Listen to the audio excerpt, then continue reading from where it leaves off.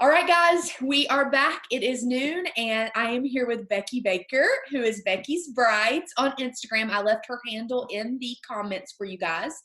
And I am so excited. Becky and I have had a long-standing Instagram friendship. Another person I've not ever met in real life face-to-face, but I feel like I've known her for years, ever since we were in Alabama, and I was a wedding photographer there, and then I moved to Atlanta. I absolutely adore her. I love following her family. I love following her journey. She's an amazing businesswoman, not only a wedding planner, but an amazing businesswoman. So I am so excited you're here, Becky. Thank you for doing this so much. I'm really honored that you would do this for us. So, of course. Thanks so much for having me. I'm just going to hop in and get started. But like Amy said, my name is Becky Baker. I'm the owner of Becky's Brides in Birmingham, Alabama. We plan flawless Southern weddings here in Birmingham and beyond. My background is actually in accounting. My degree's in accounting, and that's how I started my professional career. And after a couple years in accounting, I pretty much knew that I did not want to be an accountant. While I do love numbers and things like that, crunching numbers in an office all the time was not really my jam. And so I was really fortunate in the company that I worked with that they let me plan a couple corporate events. And then people started asking me to plan their weddings. I got married and planned my own. And then I was like, well, I wonder if anybody will pay me for this. And they did. So here we are about 10 years later. I've always loved the idea of being my own boss. And so while I do love weddings and I love planning these big elaborate weddings that we get to plan, more importantly than that, I really love being a business owner. I love being able to support my family in a way that's unique to what I hope for as a worker, and a wife and a mom, because those are, really the most important things to me. So today I'm going to talk about tips for working with a wedding planner. I had the most questions from photographers, so I'm going to kind of focus on photography, but this really does truly relate to any vendor. I'm really an open book, so if you have questions, I'd love to answer them. I'm happy to answer them going through this chat. So feel free to drop those in the chat box, and I'll make sure that I address those.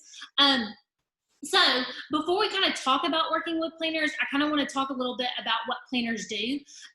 Just like any other vendor in the wedding industry, there are a variety of planners, and I'm sure that they probably operate differently, just like all photographers operate differently. But for the most part, most planners offer at least two different services. Most planners offer a full service package where they're working with their brides from start to finish on everything.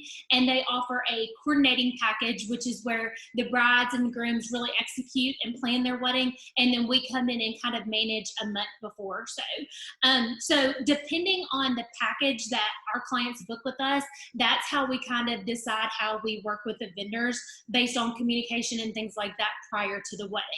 You can generally know what kind of package your clients might have booked with the planner based on how you're getting contacted for the inquiry. If the bride is contacting you, chances are they're not working with a full service planner. If the planner is contacting you, chances are they are working with a full service planner. So with that being said, I want to kind of talk about what planners do. What do we do? How does this all work? And I like to kind of talk about this based on building a house. Not everybody's familiar with the wedding industry, but a lot of people are familiar with the process of building our house, or probably watch HGTV, that kind of stuff. So I kind of relate the two processes to each other. But there are so many things that go into building a house, just like there are so many things that go into planning a wedding. And I always like to relate the wedding planner to the general contractor or the project management of building a house. So we're building a wedding instead of a house. The planner is the contract manager. But all the subcontractors are needed to build that house, just like all of the vendors are needed to accommodate the wedding.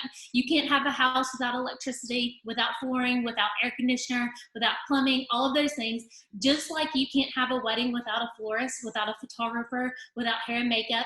And all of those vendors should have the common goal of working together in order to serve their clients, just like all those subcontractors have the common goal of working together to serve the home builder to build the house. That's exactly what we're trying to do. So my very first tip for you guys as a photographer or as any vendor is to always keep in the forefront of your mind that we're trying to work together as a collaborative team in order to serve our clients. There's not one job or one vendor that's more important on the wedding day than others. The planner is not more important than the photographer. The photographer is not more important than the videographer. Our common goal should all be to serve our clients and be kind and do what we need to do to give our clients the best wedding day experience as a collaborative team effort. The more that all of the vendors can kind of take that mindset and do that, the better experience that all of the clients are always going to have. So from a wedding planner perspective, I'm going to kind of talk through about how this works with if you're working with a full service planner, because that's more of the questions that I've got. Starting with an inquiry from a planner or a bride and a photographer. Just as a reminder, all planners are different. So I'm going to tell you the way that I work, but of course some planners might work differently. When I'm working with a bride on just a coordination basis, I meet with them during the initial consult and then they plan their wedding. I send them a list of preferred vendors. They do not have to work with anybody on that list. In our contract, we do require that our clients book licensed and insured professional vendors for all vendor categories. But other than that, we have no vendors that are exclusive to us. Our brides have complete control of who they want to and can book because it's their wedding day, not ours. We send them a list based on things we learn in the consult, based on style, budget, things like that to get them started. A lot of times they do use people from that list, but they don't have to. Generally, everybody on that list is somebody that we've worked with in the past. When we're working with our clients on a full service basis, we're a lot more involved in the booking process and the vendors can generally expect to hear from us. From a photography standpoint, I personally value photography as a high priority on my list and I try to educate our clients to do that as well. I love the pretty flowers, the big awesome designs. I love awesome food, great beverage, a packed dance floor. But I am acutely aware that after that one day is over, the only thing they've got left are those photos and the video. And selfishly, that's the only thing I've got to show for my portfolio. So I really do encourage our clients to invest as much as possible into their photography and video experience. However, all of our clients have, a different perspective and a different style, if you will. So on a photography basis, the way we kind of start the process is I always ask them to show me a wedding photo they like. And the reason for that, and then I ask them what they like about it. As you guys know, mostly as photographers, there are a zillion different photography styles out there. My personal brand lends to light and bright and airy. However, not all of my brides want that. And I don't want that for them if that's not what they want. They're the ones that are going to have to look at these photos for the rest of their life. So I like them to show me a photo of what they like first. And that kind of puts me in the right direction of where we need to go as far as investigating photographers or videographers that they want. Kicks it off kind of based on style first and foremost. Again, just from a full service perspective as well, we're not exclusive with any photographer or any vendor at all. So someone asked me how much control we have over who our clients book, and we generally have no control over it. It's their choice. Now, from a full service perspective, 9 times out of 10, one of two things happen. The client generally, a lot of times, already knows who they want to book for a photography basis based on who they see us working with on Instagram. 9 times out of 10, they're like, oh, I see you work with so-and-so. I like their work. Do you think they'd be a good fit? Or we do have some clients that are like, I don't know anything. You do this all the time. Tell me who I should work with. So the things that we try to take into consideration are personality fits. Some of our brides really need a lot more encouragement. They need to be loved on. Some of our brides are like, we don't need all that fluff. They're a little bit more blunt, a little bit more cut and dry. And so we try to take that into account when matching them up with vendors that would be a good fit for them. And then lastly, we look at budget. Where I'm at in my career at this point, most of our brides are on the more high ends. On the lower end, our brides are spending $50,000 to $60,000 a year, up to we've had a couple of weddings over the $500,000 mark. So budget isn't the biggest issue for our clients. However, that being said, one of the biggest tips I will give you is please don't send a client of a wedding planner a higher price than you normally price, because these brides talk and they will definitely know. That has definitely happened before, and it was not a good experience for anybody. From a photography standpoint, the majority of our full service brides are spending anywhere from, on the lower end, about $6,000 for photography up to about $14,000, depending on what all they're getting, engagements, bridals, albums, things like that. So after we book the photographer, I'm going to kind of talk a little bit about that process. Generally, after the client, meets with them or has a video chat, make sure it's a good personality fit. We'll have the photographer send us the contract. We review it. The client signs it, because the client is your client too, not us. And so they sign it, and then, you guys have moved on, and we're all working on the same team at this point. The biggest thing that we work with photographers prior to the wedding day is the timeline. So we get a lot of questions about that. And I really think there's two schools of thoughts for planners on how they work with photographers on timelines. The way that I approach it is I send the photographer all of their the priority things, ceremony time, first look or not, reception information, things like that, and ask them to send me their preferred photo timeline. The reason I approach it like that is because just like every planner is different, every photographer is different. They need different times to shoot, different things like that. So I try to honor that and give the photographers all the time that they need. If it's possible for them to be able to serve their clients the best. However, I do look at the timeline, obviously, and review it. And if it's not reasonable for the overall experience, I will give my feedback on it. For instance, if you ask me for 2 hours for family photos, which has happened, sorry, that's probably not going to happen. We just don't have time for that on a wedding day. But within reason, I try to give the photographers everything they need as far as time. As far as there are planners who assign out the timeline, and that's fine too. They do it based on their experience. And I've had photographers ask me about that. They're like, hey, this planner sent me this timeline and this is crazy. I cannot shoot in this amount of time. So my feedback for that is to reach out to the planner, sometimes set up a phone call even, because, tone gets lost over text message or over email, and tell them that you have some concerns about the photo timeline, and tell them why it's not working for you. The planner is looking at a variety of things. They're not just looking at the photo. They're looking at the limited time at the venue. They're looking at the transportation schedule. They are looking at traveling between, a hotel, a photo location, a ceremony location, a reception location. We're looking at times that we have the buses for, different things like that. So if you can tell them why it doesn't work for you, they can hopefully compromise on some things in order to give you some more time or whatever you might need. But if you address it kindly and tell them why, hopefully they'll be more open to making changes.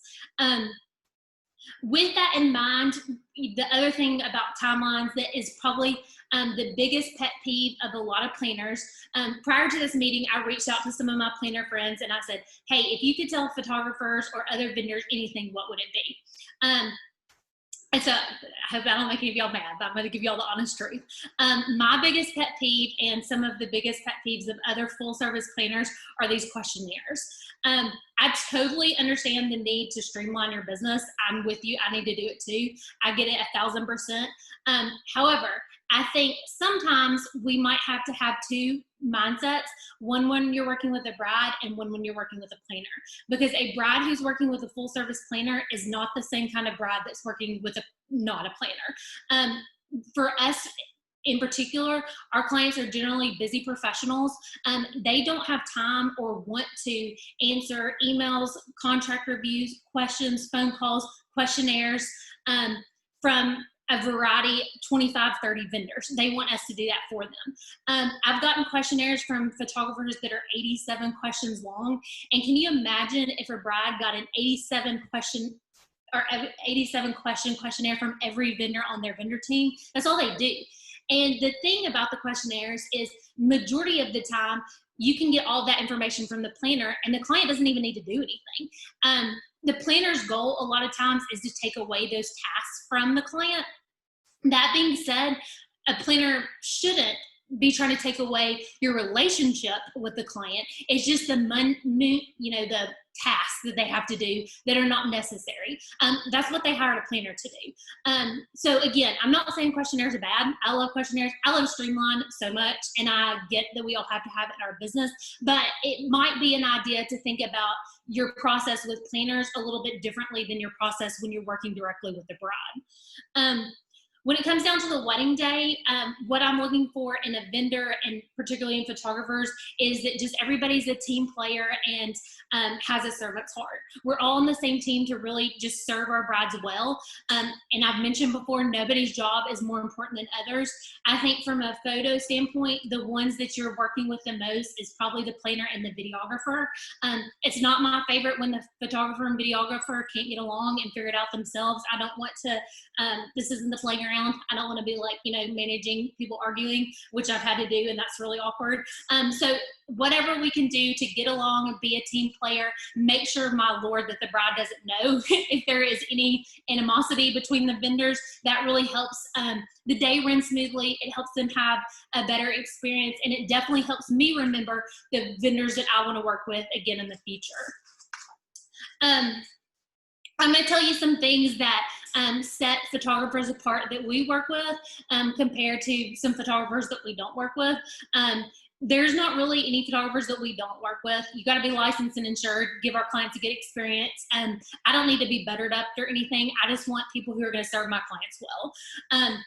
On the wedding day, though, especially from a photography standpoint, not ever at the expense of the client experience, but if you have extra time, my recommendation would be to shoot for the client and shoot for my portfolio.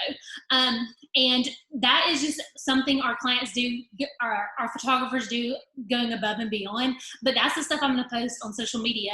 And then those clients are coming in and saying, hey, I see you work with so-and-so. Well, it's because those photographers really work hard and go above and beyond to give me photos that I can share of my work, so I can attract clients who I can then send to them. Again, it's not about me. It's not about my portfolio. So never at the expense of the client experience should any of those things happen. But if there is extra time, I do try to create that for the photographers. It's awesome to be able to do that. In addition to that, especially when you're working with a planner who works on the design and things like that, it gives you the ability to share that you're working on high-end weddings and you're working on very detailed weddings, and it gives potential clients comfort and says, hey, this photographer can handle these big Southern weddings. They can handle these weddings that have a lot of detail. They have a relationship with planners, and it just gives the clients a little bit more security and confidence in moving forward with you guys based on the kind of weddings that you do. I think most people do it, but I have had some photographers that tell me they definitely don't want to do it, and they won't. That's fine for them, for their business, but I recommend doing sneak peeks if you can. I'm not a photographer, but I do know that it takes a gazillion years to cull and edit a wedding. So I'm not saying, please send me this wedding, tomorrow. But there are a lot of photographers who will send me anywhere from 10 to 50 photos the night of the wedding, the day after the wedding, or within a week. And I can tell the difference in the client experience for the clients and for me. It's nice to be able to have those as well. But the client is still on such a high from her wedding. And then now she gets to post all of these beautiful photos that she has from her photographer. And it really caps out the end of the wedding weekend experience for her. And in addition to that, it's a huge social media promotion for you, because instead of her sharing her friend's iPhone pictures, she's sharing the actual professional photos. In addition to that, if the photographer allows it, then all the vendors are sharing it the week of too, because people want to see that kind of stuff. Building relationships with planners sometimes is challenging. I know that. I've been in this business for a long time, and I know that a planner or a venue or someone like that can give you more business than a one-time sell of a bride. I get it. That being said, marketing is a lot different than it used to be. When I built my business, when I first started out, it was feet on the ground, networking all the time. I mean, I'll probably network with 4, 5, 6 people a week.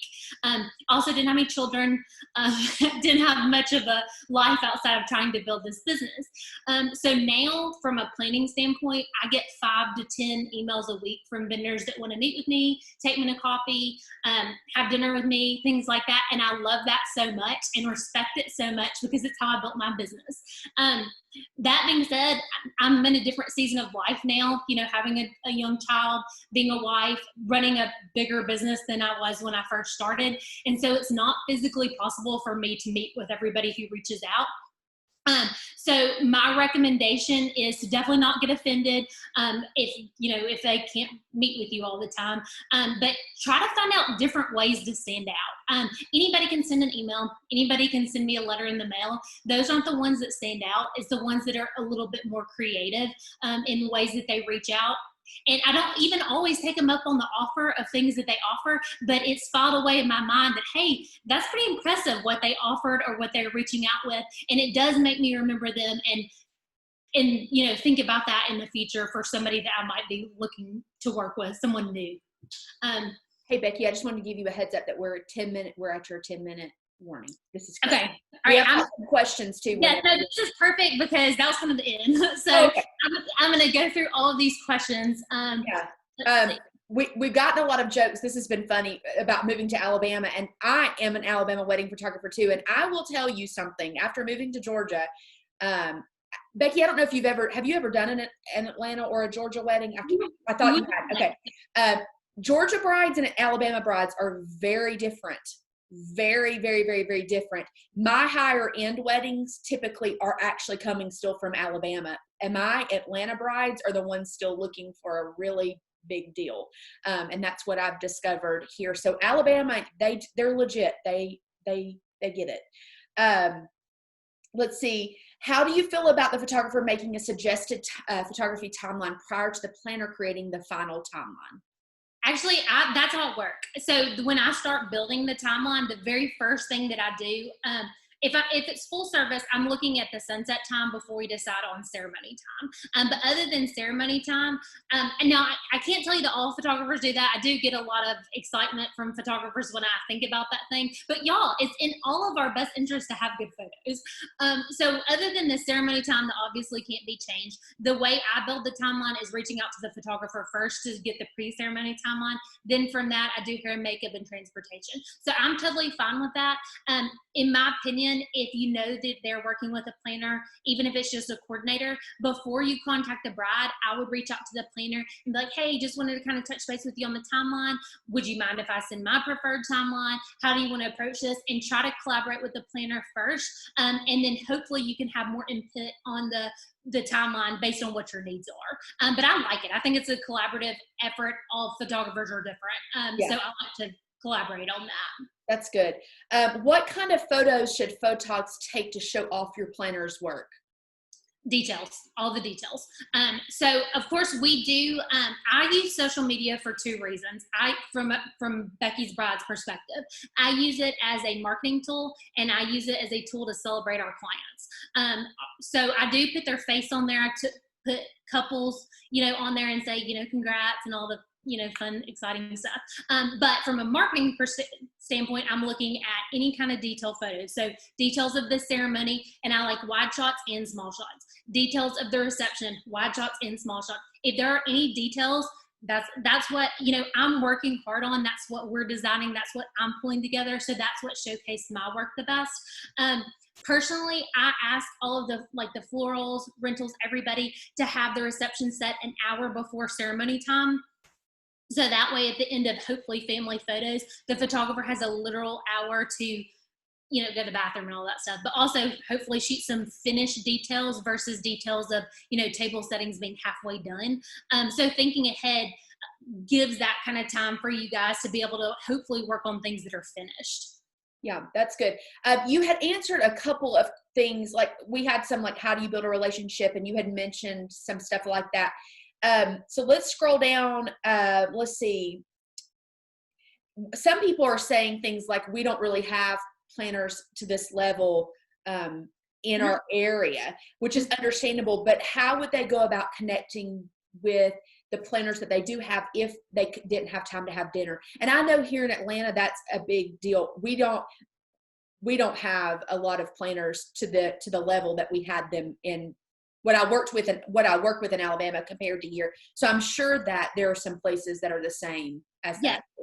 And I mean, even honestly, until 3 years ago, I didn't have these kind of weddings, 3 or 4 years ago. So when I started, I was doing low end weddings, and actually the first couple of years of business, my referrals came from previous brides, venues, and photographers, funny enough. And the way it was is at that point in my career, I didn't have the portfolio to work with the bigger budget brides. And so I was doing a lot more coordinating than doing full service. And so a lot of my brides actually came from photographers being like, hey, I hate my life when I have to coordinate all this crap and pin boutonnieres and all this stuff. I really suggest to all of our brides that they have a planner. There's one photographer in particular that we work with that they have it in their contract that they have to have an on-site coordinator that cannot be a family member or friend. It has to be a professional.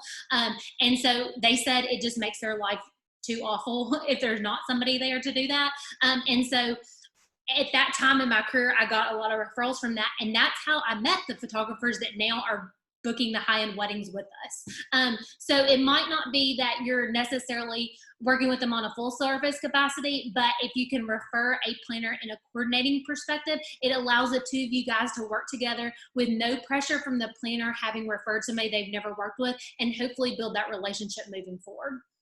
That's good. This was a great question. And I know that a lot of us have experienced this. I even experienced this moving from Alabama to Atlanta when we did that 3.5 years ago. If a photographer is moving to your area, how would a photographer stand out to you? What, even through social media or anything like that, what is the best way for a photographer to stand out to you? So the way I start networking, or I see a lot of people networking, is via social media. They're liking our stuff, they're sharing our stuff, they're, commenting on our stuff. And it does take a while because we get a lot of that stuff on social media. But, when it's consistent, I start noticing someone. So I'll kind of tell you a little story. So I connected with a photographer who recently moved here, I guess a year ago. And she just started, commenting and networking with me on social media. We started chatting, and then we were going to get together, but then COVID, because we lived close together. So I was like, oh, bring your kid over, we can have breakfast or whatever. It kind of worked out well like that. But then COVID, so we hadn't got together. But then she actually did some photos for another vendor here, and then reached out to me and then did some photos for me.